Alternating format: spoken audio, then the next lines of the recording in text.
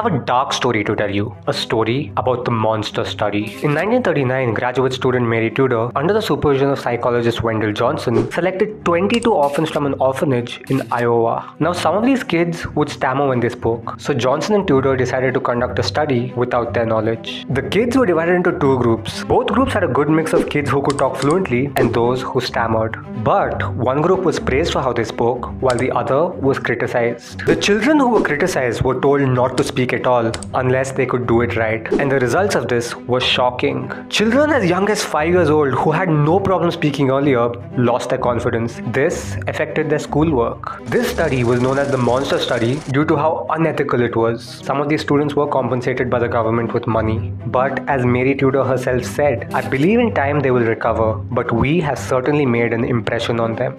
Sometimes extreme methods just for the sake of science and innovation aren't really necessary.